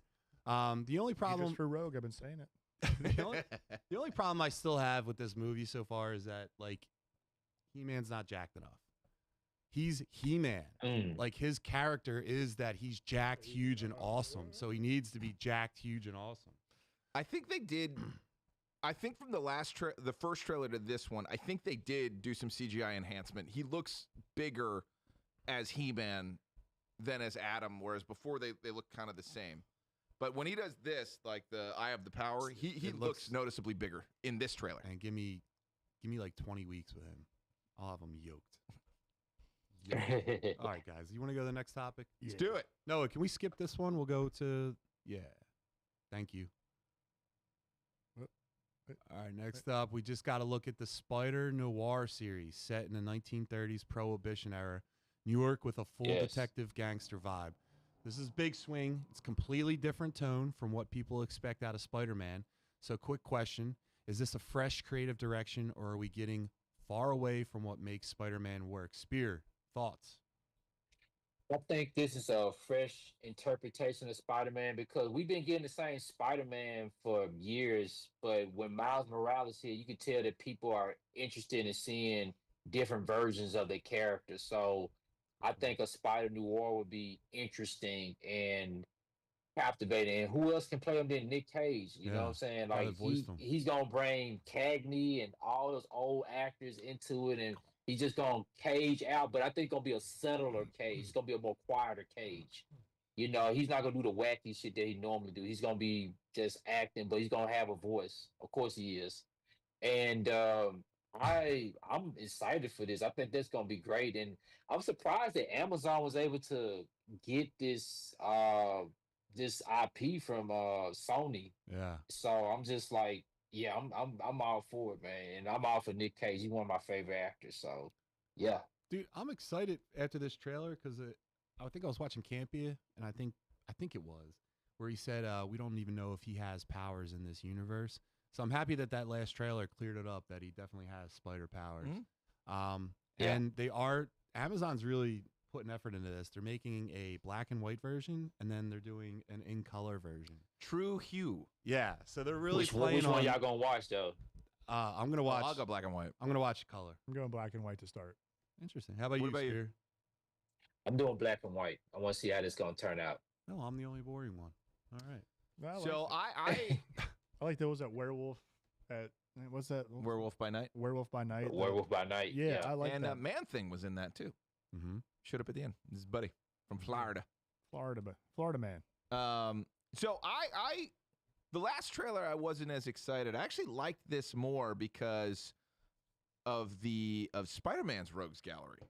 So it's Silvermane, but in the 30s, Silvermane is typically like the cybernetic gangster guy that's like mostly robotic and whatnot, and has like the spider killers and whatnot that are all like robots. So it'll be interesting to see what technology he uses. I did not know Tombstone was going to be in this, and I love Tombstone as a character. That is exciting. There's an Electro variant. It's a Sandman too. And there's a Sandman. So I was like, whoa. I guess they're just throwing everything at it, Yeah. which you gotta, when you have this kind of chance, I say go for it and throw everything at it. So I kind of like that they're doing it. It's also a series.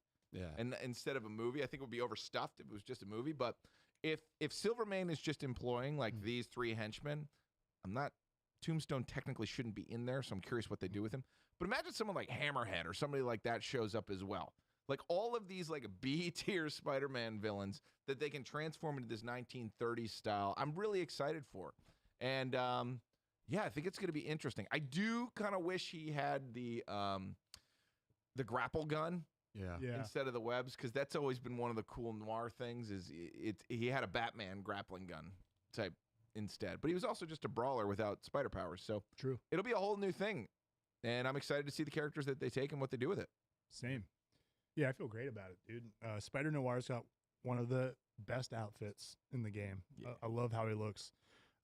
He is fun as hell to play as. I play the Spider-Man games. You get his outfits. That's one of the ones I rock most of the time. You like the drip? I love it, dude. And I think it's a nice fresh take, like you guys were saying. We've seen Uncle Ben die 500 times. We've seen the nerdy kid doing his thing with the pop music montage behind him. Now we get a dark one, and we get to see kind of more of an adult tone to this. And I like the villains that we're going to see. The gallery looks cool, and I like Tombstone being in this because I like a 1930s Hell's Kitchen, New York. Yeah. I want to see what the buildings look like, what they do to these villains and their outfits and how they're talking. And Tombstone, as I think you were alluding to, shouldn't be involved with someone that's hired out. He should be doing his own thing. Mm-hmm. So I could see him having to go to him perhaps or get more information, and a really cool fight probably happening of them just trying to talk stuff out and figure out who you working for, like who's, and be like, I'm not involved, like shit like that. I think it's going to be a lot of fun to watch. All right. Hey, Noah, can we go to Hero or Zero? Thanks, buddy. So this is Hero or Zero. We haven't done this in a while, but normally the last Monday of a month, we'll do the next month's movies, the ones that are relevant in our genre, which the first one isn't, but that's okay. That's great. Didn't have a lot of movies. It's in my genre. So we're running lower on time, so we'll just kind of zing through these real fast. Okay. So Noah, could you go up real fast? So The Devil Wears Prada 2, it comes out. Keep going, Noah. Scroll, bud. Release date's May 1st, and the estimated budget is $70 to $80 million, with some reports up to 150 mil. Miranda Priestley faces the collapse of print media while going head-to-head with her former assistant Emily Charlton, now a powerful executive, forcing a reunion with Andy Sachs.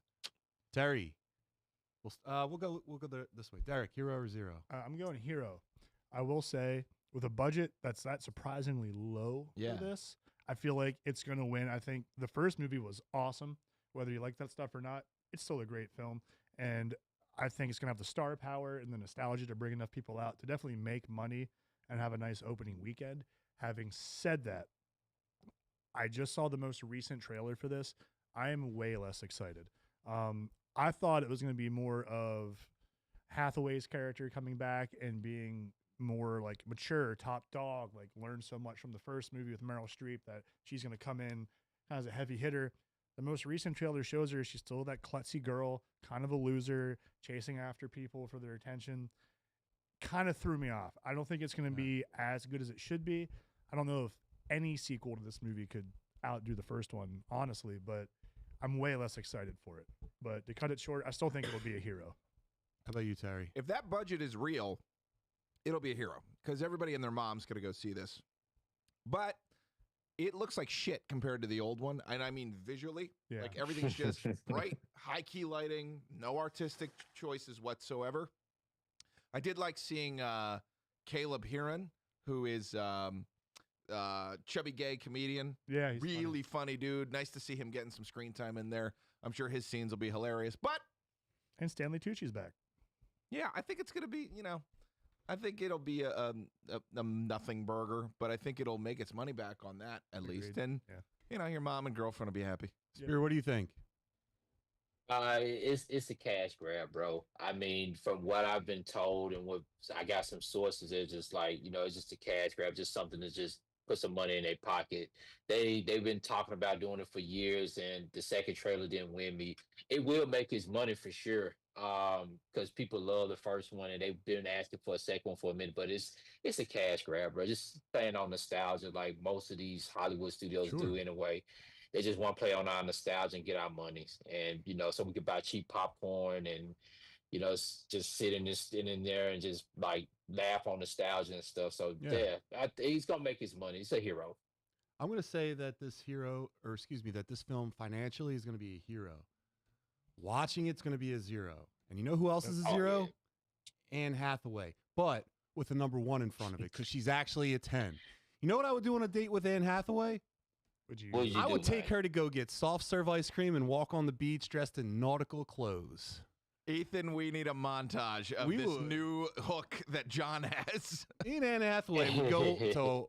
Well, I'm sure she'll see this, Yeah, we would go to maybe... she'll watch this. We would go to like Avalon. Oh, you're going to the ritzy part of it. Yeah, because it's Anne Hathaway. We got to be class. Not Stone Harbor, but Avalon. Yeah. And then we would just walk the boardwalk. We would get some soft serve ice cream. We would hold hands. I'd like shoo away a seagull. I do enjoy Get Avalon. away from her. Uncle Bill's Pancake House, great spot. I'm not taking. She's not eating pancakes. We're just having like in a montage. We're just having a date. She's got like a sweater on, but it's like one of those draped over her shoulders. You don't want the Catwoman version of her? No, that's like later at night after we had a couple glasses of wine at dinner. And you got a motorcycle. That's after the ice cream settles. Yes, Milquetoast. John is running a Tinder ad. I love it. No, put me in for the next comedy act. John wears Prada. Yeah. All right, guys. Oh, shit. So we'll keep moving forward here, but this is one of the most exciting movies, if not the most exciting movie this coming month.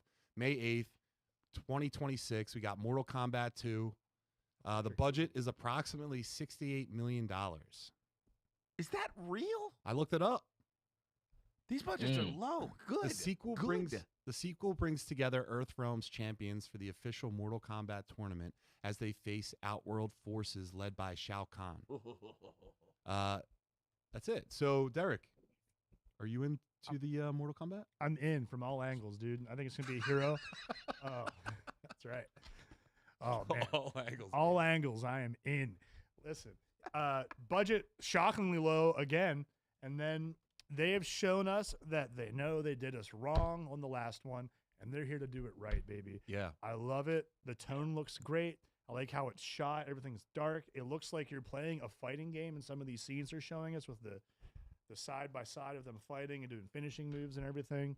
I'm completely in on this one. I think it's going to be a hero across the board. Spear, before you go, let me ask you a question. Do you think Mortal Kombat Annihilation is better than the 2019 Mortal Kombat?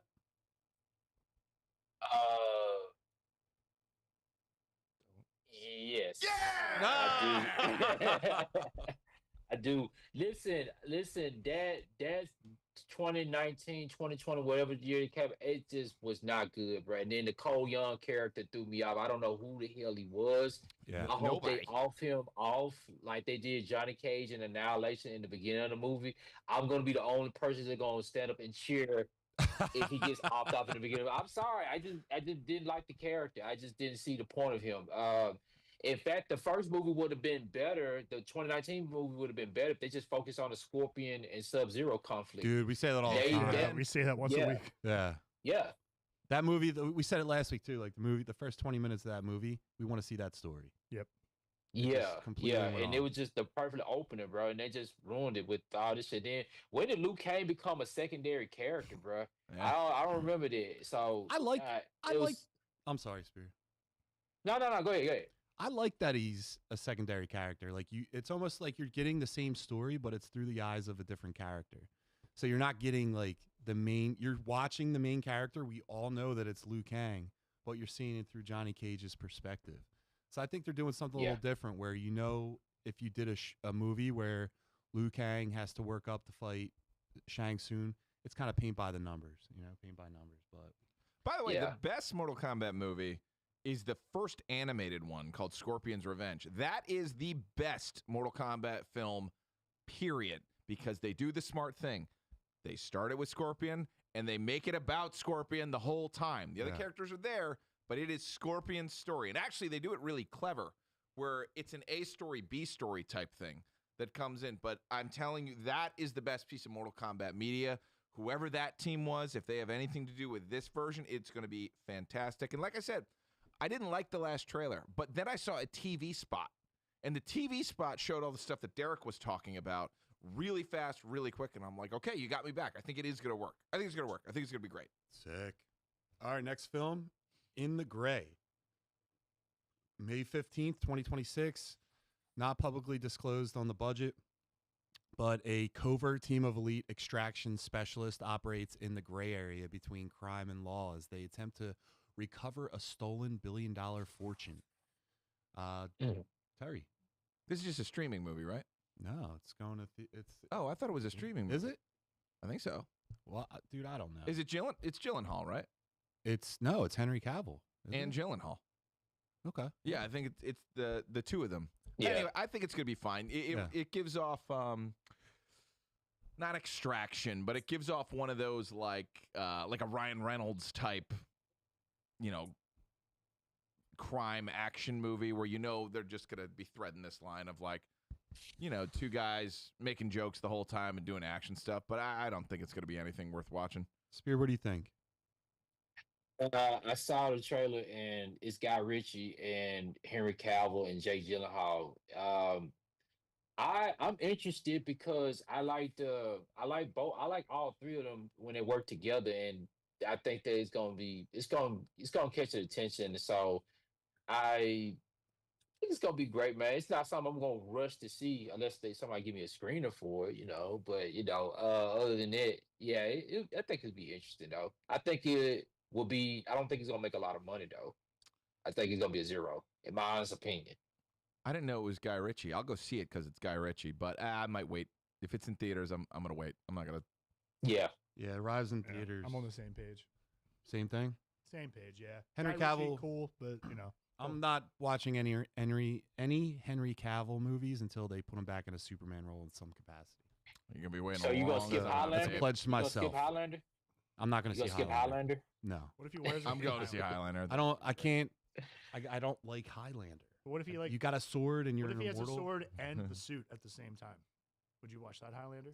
No, Superman Superman doesn't need a Highlander? sword. What if he had a sword? Super sword. Doesn't need because that would take away from the rest of his powers. It could Doesn't need a add to sword. his powers. You Doesn't could need a check it sword. out. I'm Superman with a sword. No, because blocking it's you. probably magic based. He's weak to magic. What if it's a Not bring kryptonite that in. sword? Yeah. That's gonna hurt him. Howdy, cuddy. No, that's gonna hurt him. Whatever, man. DC Green is fuming because of our annihilation better than 2019. Don't lump us all into that, by the way. no, I don't agree to The that. The Yeah, chat don't- upset about that? Don't put me on that. Yeah. Don't put that I'm evil on on me, that DC team. Green. I I'm didn't on do that that. Yeah, I didn't do that. No. All right, real quick, we'll talk about Is glorious. the Mandalorian and Grogu that's coming out May 22nd. It's approximately 166.4 million after tax credits. Brief description: Din Djarin and Grogu Grogu. are recruited by the New Republic to confront new threats in the galaxy following the fall of the Empire. So, Spear, what are you thinking? I'm thinking this is gonna be a flop. From what I've been projecting, is projecting to be the lower than the Han Solo movie. Yeah. And I think this movie gonna flop harder. It's hard to translate TV to film, Mm-hmm. and for them to make this into a movie, it's like it's pointless. You just should have just gave us a season 4 with a send off, like just make a TV version. So yeah, I think it's gonna flop. Dude, the first Do I think it's gonna be a good movie? It's questionable. Is Favreau directing this? I don't know. That's a good question. I gotta look that We up. give that a goog. Yeah, if Favreau is directing, I'll watch it. I think he is. Because if it ain't Favreau, we're not doing it. Yes, he is the director. Oh well, then I'll go watch Oh it. Then. no! Oh yes. I wish he wasn't. This is not a good idea. They should not have done this. Honestly, they should not have done any spin-offs. They should have had 2 seasons of Mandalorian Grogu and then just left it alone. Like the perfect send-off with Luke Skywalker, awesome, and then leave it alone. Yeah. Like they really screwed this up. There's just was way too much stuff going on because this was, if you remember, this was the shining glimmer of hope. The first one we had in 10 years for Star Wars was that first Mandalorian.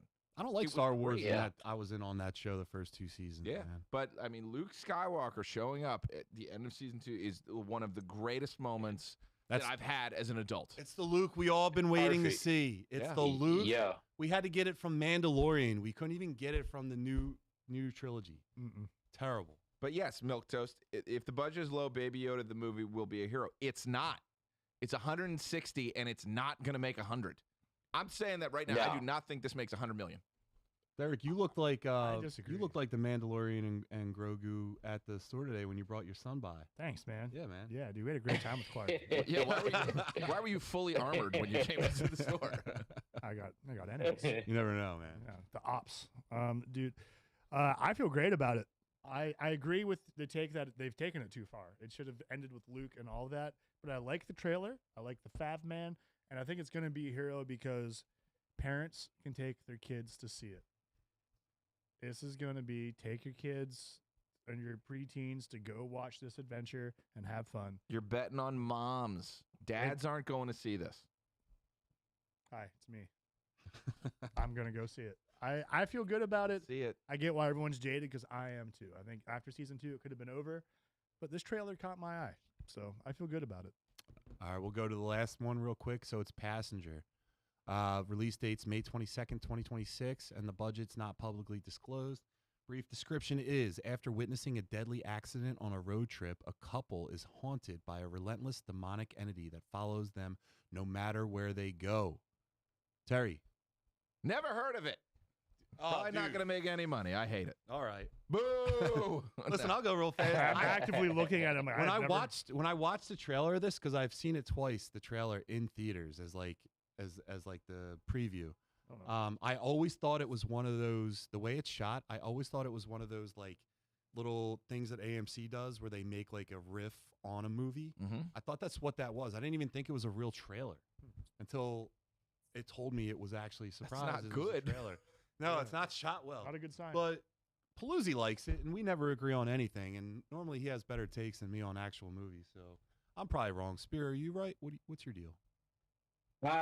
Horror is in right now, so anything that's dealing with some type of demonic possessions and anything like that, I think is going to be a hero because I think people just into horror right now. Horror has always been in, but it's like really the caveat right now. Outside of like superhero films or other IPs, horror is just in as far as original films. So I think it's going to do well, in my personal opinion, because of like I think a few horror films that came out this year done pretty well, just moderately, but it made its money back. So I think it's gonna do well, man. Just on the premise alone, I want to see it.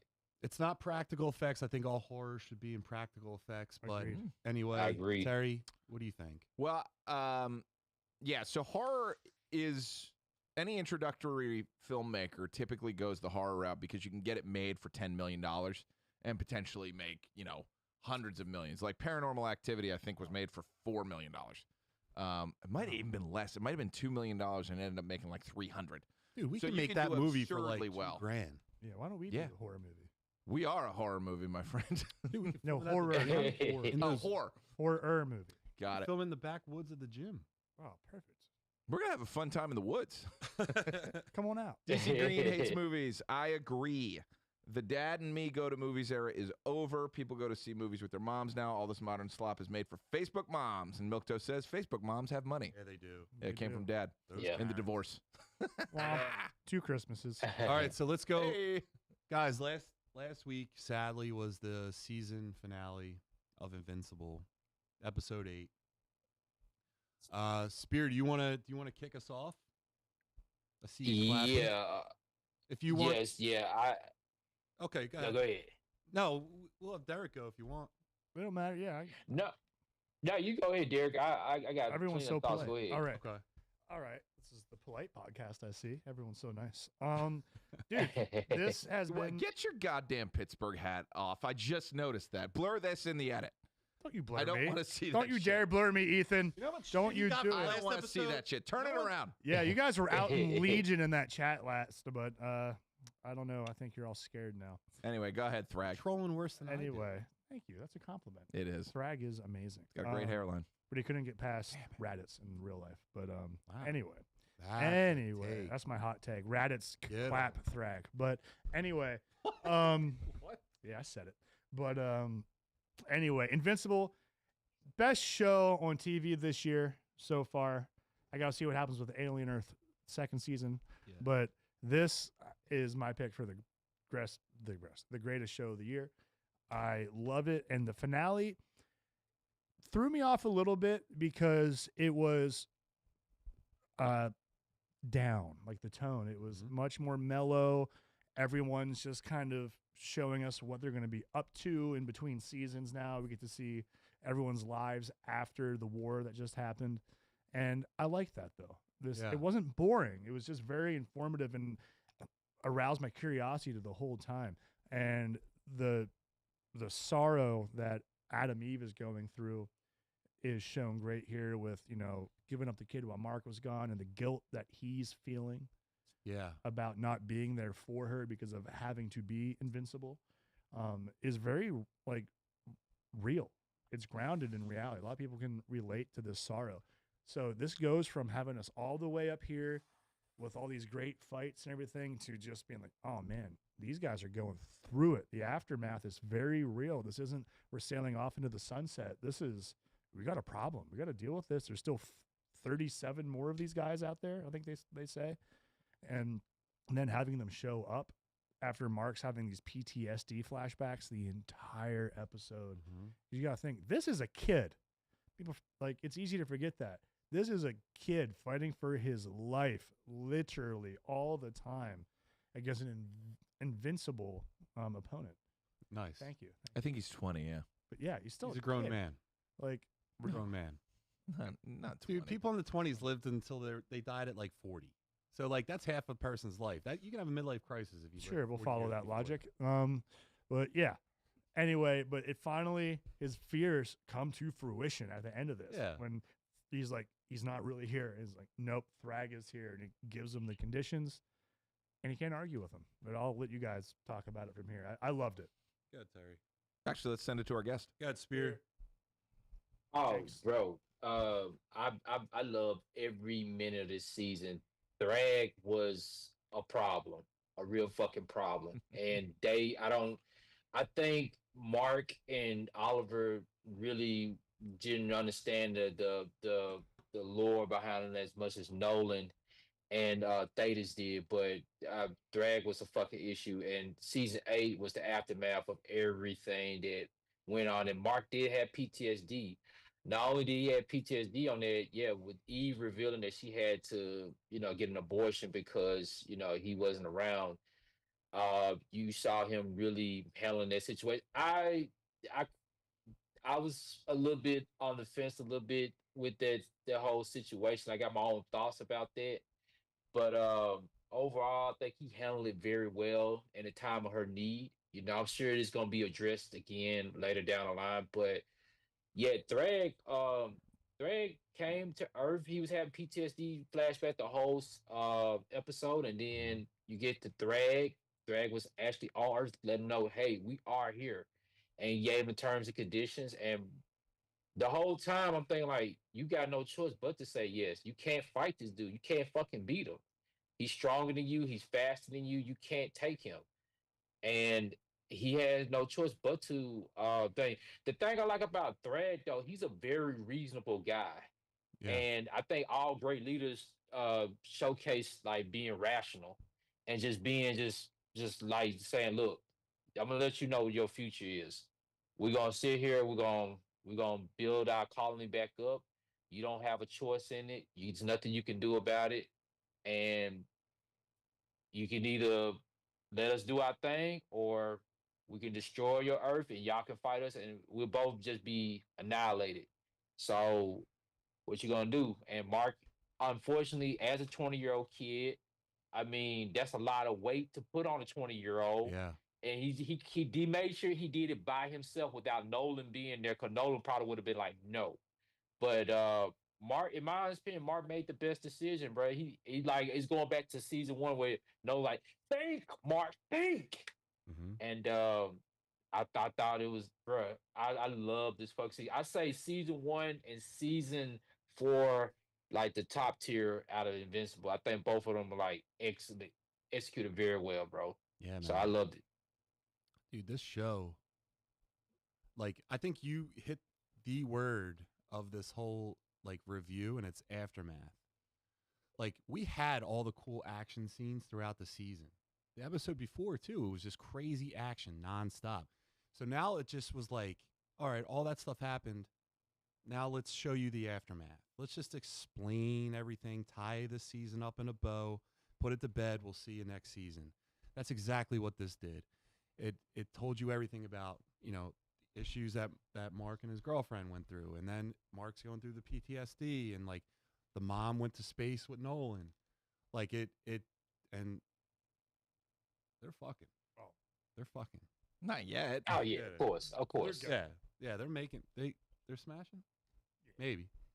But Hero. and it's it's the decision Mark had to make. Clearly he had to make it. But it's a short-sighted decision, not a long-term one. Thrag's definitely thinking long-term. Mark's just thinking short-term. So I'm interested to see what happens next season, because Alan is now the head of the Resistance, and Mark's probably going to have to go up against him, I'm assuming, because he's going to want to make sure that the Viltrumites, if they're hunting the Viltrumites, they find them on Earth. They don't want Earth destroyed. That's part of the deal. True. So, what do you think, Terry? I know you read Terry's read the comic. This is my favorite story. This is my favorite comic book, like, ever. And I always say because it ends. Like, it has a direction where it's going. So, I'm going to talk about three things real quick. Earlier, you said that's a lot of weight to put on a kid. You're talking about Adam Eve, right? Because she puts on some weight, and they go to smash. Now, what's in the comic? So I'm very excited that they left Thick Eve in. I didn't think they were going to do that. I like that they let Thick Eve in. But in the comic, Mark is actually excited about the fact that she's gained weight, which is pretty cool. So after they smash, she's like, hey, I like what I'm seeing. Keep it going, Oh, yeah. So that's kind of a cool thing. I didn't think they were going to go there, but I'm glad that they made her thick, like, because that is a part of the comic, and I was like, nice to see it. I didn't know if they were going to do it. The other thing is, this confrontation with Thrag, Nolan and Oliver are there when it happens in the comic. So to see him have to deal with this alone, that confrontation with Thrag, really elevated things, I think, in a big way. The other thing is the Debbie Nolan. That does not go down that way in the comics. And Robert Kirkman has said this, like, he wrote women a certain way that he wouldn't write now. Like, it's just what you did in the 2000s and whatnot. So now he's making some corrections. So I like that she's tough as nails. I like that she's not just kind of giving it up. But down. yeah, Oh, none of that's in man. the comics. None of that's in the comics. It's amazing. You're like, go ahead. But look up. we don't have to do it now, but look up the comic. I think it's the cover of this part in the comics where he's having the PSD. The cover is Thrag holding Debbie's head with blood like gushing out of it. And it's like very intense, but yeah, Thrag could do that. I love the way they did this. I also love that I'm so excited that the public audience is down for this because I knew like the big fights were over. But I love that the public is kind of like, actually, Thrag doing it in that way was scarier than any sort of battle, anything that he showed before. That's the most frightening thing Thrag has done. We're on your planet.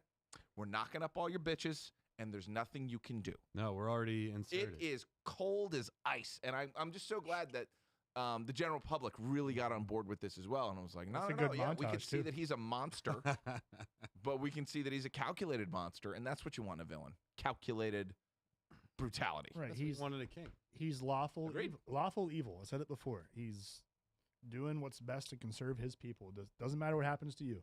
Just a quick, It's not personal. just a quick time check for you guys. It's 9:36. You want to wrap it up, or you want to do Nintenbros? We'll skip the boys. What did we have for Nintenbros? I don't even know if we picked one. We didn't pick one. Pick the This week. levels.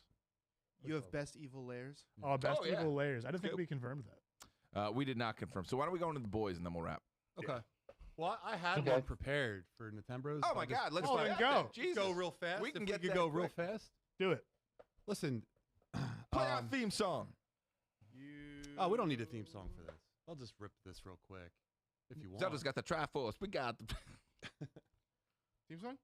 Zelda's got the Triforce. We got the mic. Pac-Man chomping beats your ass tight. And then let's just cut out early. Nintenbros are here to say, This is great. we rock the mic in a retro way. From the muscle geeks to the arcade hall. Press start, we're taking off. Treadmill guy? No, Treadmill Guy will never. All right, guys. So we're doing it for our Nintenbro segment. We're gonna do best evil layers, and I just have this one. It comes from this game. I don't know if you guys ever heard of it. It's from Orkna of Time. It's this dark, eerie, puzzle-heavy thing. It feels like the final test of everything you've learned. It's this place called Ganon's Castle. Really? You heard of that? No. Now, Tell me more. Let me tell you. Let me pull around the chair, kids. Let me tell you about. I am the preeminent. What is the game called? Ocarina Boy. Ocarina. I'm the preeminent Zelda guy on this table here. Ocarina And of Tim. Let me tell you, this is Ocarina of Time is about they jump into the time machine and they go back in time, and there's a different version of Link that links up with another animated version of Link from a different series. Sure. And Link and Zelda and Pigface guy are always Big. they're always a Triforce. One is strength, that's Pig Pie. Wisdom is courage is Link, and then wisdom is Zelda. So like that's an evil layer, brother. Those are a bunch of layers. Derek, what did you pick? He just been waiting to roast me. Dude, I had that all on day. since like the day we did. Oh, man. First off, that layer is badass. Yeah. He's up there Ganon's playing Castle is the awesome. organ. Dude, big guys can be musicians too. Shout out Ganon, dude. Hell yeah. Even though he's playing the most menacing organ you've ever heard. All right. I didn't think we were gonna do this topic, so I'm a little short-handed on this. I just gotta go through my head right now. I got one. can So go for it. I'm also psyched that DC Green's hate movie said Gruntilda's lair from Banjo Kazooie. That is pretty good. But I would say, one of the creepiest, darkest, evilest places you can go is Dracula's house. So Castlevania series, when you have to go through the tower, everything is creepy, everything is scary. The fact that death works for Dracula in that series is kind of incredible. If you have never seen the Netflix adaptation, the Netflix Castlevania is amazing and even goes So good. further Yes. just how dark and twisted it is. But yeah, the entire game Castlevania, which takes place in Dracula's shifting tower, is an incredible evil lair. My number 2, I hope I'm not stealing yours, is Wily's Castle. So Wily's Castle from Mega Man 2 specifically, it's got that metal theme. It's incredible. It's scary. It's hard. And it's just, a crazy scientist in there in a little UFO. Mega Man. Yeah, dude, that's a great pick. I got one actually, there you are, Milk Toast. Bowser's Castle, but for me specifically, the one from Super Mario World. Yeah. Just I think it's so cool. That whole map's fun. And then you get there and you get hit with that bass line, and you see like the flashing of like the castle. It feels like there's like it's like a club Yeah, and you can almost. see the clown. Yeah, it's just going. You're like, yes, let's go. Yeah. So I know that whole game is beautiful, but when you get to that layer, it's sick, and it feels like, oh shit, I made it. We're here. Yeah. And his castle has a go-kart track in it, which is cool. Yeah. Spirit, you got an evil lair? I do. I didn't. It's not a Nintendo one, but it's a PlayStation one. I picked the Resident Evil Spencer Mansion. Oh yeah. Nice. That one was like just full of secrets, dark elements. You had to put a puzzle together. It's like the greatest villain layer that you could ever have in a game. So it was creepy. A lot of odd things happen in that thing. If you know, you know. So yeah, Spencer Mansion is my favorite. Is that from the first one? Yes. Yeah, that's, yes. that's a good pick. Yeah, because that's got what's her name? Is it Laura? The Yes. creepy girl. That is a harrowing scene. There's a shark in there too. They just have an aquarium with a shark. Yes. We need more evil layers. We don't get enough Yeah, evil we layers. need more evil This layers. is an We don't get evil enough of layer. those. I was shout out a very recent one too. If anyone's played Expedition 33, the final boss, well, kinda in that game, is this. You can actually see it from wherever you are in the map from the game. It's this giant monolith, right? Mhm. And from wherever you are, it's just in the background of this beautiful game with great graphics, great art. But it's just kind of like menacing. That's why I like it so much, because no matter where you are, you can look off in the distance and see it. And that's where you're trying to go. And as you get closer to it, the danger and violence of the game just keeps increasing. If you haven't Nice. watched or played Expedition 33, I highly recommend checking that one out. DC Green, that absolutely counts. The Pokemon graveyard in Lavender Town. Just anytime a fucking Cubone shows up and you read its Pokedex entry, it's like the most terrifying thing. And also Sabrina's a told babe. Yeah, and you gotta get that self scope or you're screwed. It's true. All right, guys. Well, 100, not 100 episodes. No. 52 episodes. 52. Yeah. 1 year of Muscle Geeks. Yeah. Hey man, congratulations, you guys. That's consistency right there. So Thank you, congratulations Spirit. on that. Thanks for being here. On We that. had you on because of that shirt you got on, brother. That's it right there. Hey, That's hey, Derek. yeah, you need it's to my get that. guy. I want that shirt. Let's just get you the sock max. Hey, I'll wear it. Hey, listen, It would be better than the fucking Hey. hat that you always have. Well, I'm sorry. Did you guys see the Cyclops Bluetooth speaker visor? Yeah, we're getting them. Oh, I want Ooh. that. If anyone wants to know what to get me for any presents, I'm just saying. Done. Let's All right, go. Spirit. Nice. Do you want to plug yourself real fast and? Sorry, I'm gonna joke. Wait. Whoa. You wanna talk Yeah. about- Whoa. Hey, again? And also, thank you for coming on, dude. It's cool to see your content, and Yes, everyone in the chat. Love it. Follow Spear. Hey, thank you guys. Follow Talk with Spear on Instagram, Real Talk with Spear, REEL. Real Talk with Spear on YouTube. Subscribe to me. Follow me on X, Talk with Spear. And thank you guys for having me. I had fun tonight. You want to come back on Appreciate it, sometime? man. Hell yeah. Bring me back anytime, dude. Yeah. I'm down All for right. it. Yeah. All right, so Derek, where can people follow you? Happy 1 year. Happy 1 year, boys. You can find my business, Derek Baker Seal Coating and Line Striping, at derekbakersealcoating.com. Check us out since summer's all but here for any of your asphalt repair needs. Or if you want to follow my journey to be much cooler and more handsome than Terry, you can follow my personal Instagram at symbolic51. Yep, you can see me at Alpha Flight Fitness, where men actually go to work out. Derek's over there at the Planet Fitness. Nobody knows what you're doing over there. Womp womp. But thank you for a year. This show means a lot to me. Anytime you get someone who is as committed as John and Derek to a podcast, it always works. I always say the hardest part is you got to get through a year before you start changing it, and we did it successfully. So thank you both Hell very yeah. much for making Yunk Junk what it is. And we appreciate the Muscle Geeks podcast. Special shout out to producer Noah, who had his first comedy show at Alpha Flight yeah. Fitness. We hope to see many, many more of those. Hell yeah. And great job last night, Noah. That was fantastic. And hey, Sarah, nice to see you too. Yeah, no, a great job yesterday. That was a murderer's row of comedians, and Yeah, man. We'll do some more of that, and maybe we'll stream it or something. You said, Terry? Yeah. Something So for it's good. It's definitely going to be monthly. So if you can make it, please come. Please support Noah, and I will live stream it. I'll blow the production through the roof.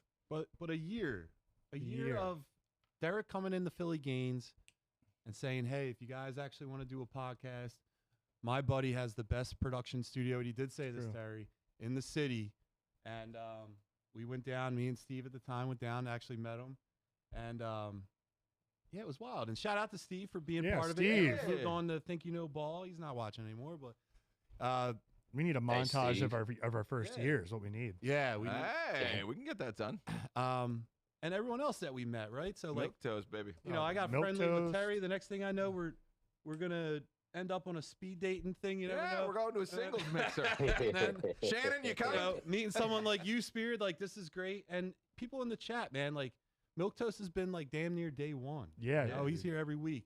You know, DC Green hates movies, Scottish Geek Guy, Shannon, everyone, Phil, everyone that's in the chat and rides with us, man. That taking time out of your day to watch Yeah, just and watch all the us, guests that have shit. our rogues gallery of Yeah, guests that have come on. We have the been best rogues fantastic. gallery in podcasts. Definitely do. Yeah. Definitely Yes, do. thank you for being part of this community.